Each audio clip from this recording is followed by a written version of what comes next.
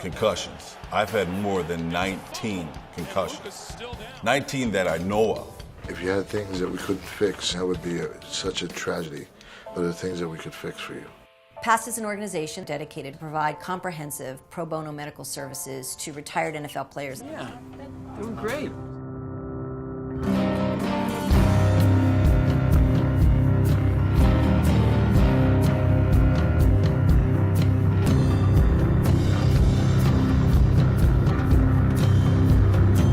I'm only going to be 40 in August.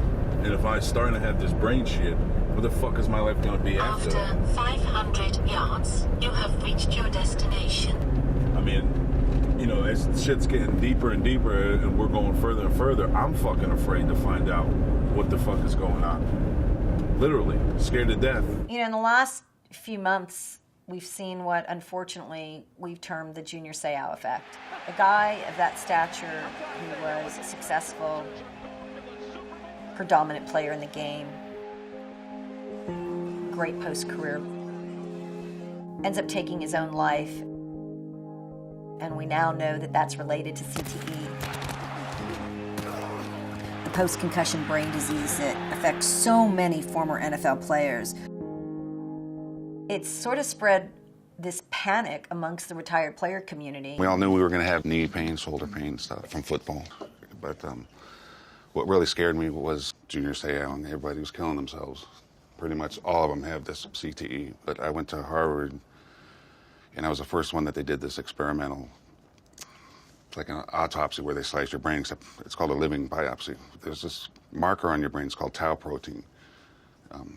That's a marker for CTE, and they tell me you've got it, and you're on your own. Brent Boyd, he is one of the main guys that have brought awareness to not only the concussion issue, but a lot of the issues facing retired players. It's now my pleasure to introduce our panel of distinguished witnesses. We have with us this morning Brent Boyd, who will be our first witness. And he's testified before the Congress and the Senate. I want to tell you what the reality is for the NFL disabled players. Brain scans have located the exact location of my brain damage. The NFL purposely, maliciously caused great harm to us, using their tactics of delay, deny, and hope that I put a bullet through my head to end their problem. I graduated UCLA with honors and was accepted to law school. But my dream had always been to be an NFL player, and you know, it was a great opportunity, too good to pass up, so I went the NFL route rather than the law school route. I had some good time. That is Brent Boyd, a guard center. He did a pretty fair job of that. He got it back to the 39-yard line. I made first team all-rookie as a guard. Brent Boyd does a pretty good job here. That's a lineman chasing the defensive back. There was a great save by Boyd as he prevented a touchdown. But also my rookie year, I suffered the first of at least 200 concussions. Brent Boyd, he is out. When the season was over, I was a totally different person.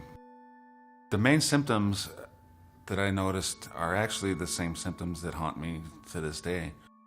Fatigue, total lack of energy. Of course, the headaches that just don't go away 24/7 for 30 years now. Poor memory. Say many words that you can that begin with the letter B. Ready, go. Brent Boyd, boxers, Bell, brief. Come on. Boat. I have spent the last 10 years under the care of a psychiatrist who put me on every possible drug, every combination of drugs, every dosage. But when you have brain damage, there's no magical pill. Traditional drugs don't work because they're made for chemical imbalances. But cognitive impairment that is caused by concussions is because you've got a dead part of your brain. Since roughly a year ago, I had to move in with my son, who is a 24-year-old firefighter. So we've kind of reversed roles.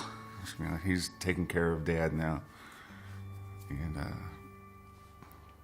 that's where I'm living now. Hey, big man. Dr. Fagazio, good to see you. Good How to see you you been? too. I'm good.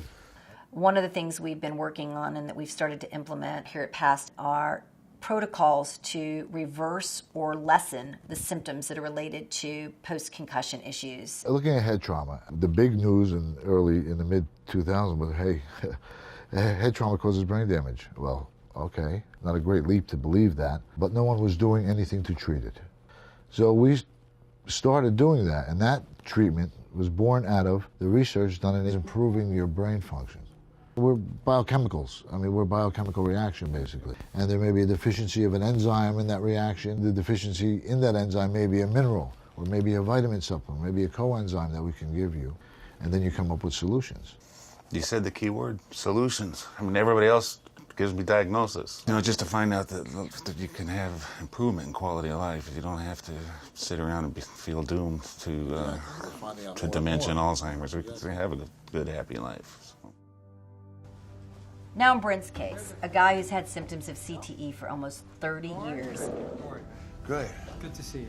He's on so many medications right now. Painkillers, antidepressants, antipsychotics. So I gotta go through all these withdrawals and DTs and everything like that. I'm full of anxiety, but... Of course you are. That just means you're normal. That what we need to do is check him into our partner rehab facility, Turning Point in New Jersey, before we can even begin the process of addressing his brain trauma. This has been positioned to him as he's going into a safe environment to be able to get off of all of his medications because it will make his brain better. And he wants to make his brain better. Yeah, this is great. Right? Better than you thought. Much better than I thought. I know. I can do this. All right? What happens with players with head trauma, and they often get on medications for each specific thing. So if you have anxiety, you get on medication for anxiety. The lisinopril with the hydrochlorothiazide. And if you can't sleep, then you get on sleeping medication. Restorol, you're not going to be on Restorol here. If you show some sadness or depression, you get on an antidepressant. And the Wellbutrin. If you have pain, then you get on pain medication. The hydrocodone, not good. So these are all going to be hitting the road.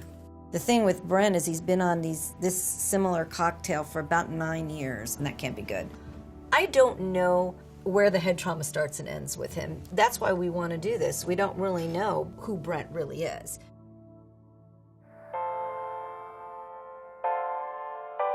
It feels like somebody's just whacking my fucking kneecap. Just whacking it. We're trying to get Randy Grimes' pain in control, and we can't because of his addiction history. 15 Norco. I get tons of stars. I got that this morning. I mean, tons of blue little stars. I don't mean any disrespect, Charlie, but when I listen to you, it scares the shit out of me. Like my head is just starting to go. The NFL aren't providing appropriate levels of disability to enough players. You know, we can't get a thing done to help us from the machine that made millions, billions off of us. Why are we lost in the shuffle?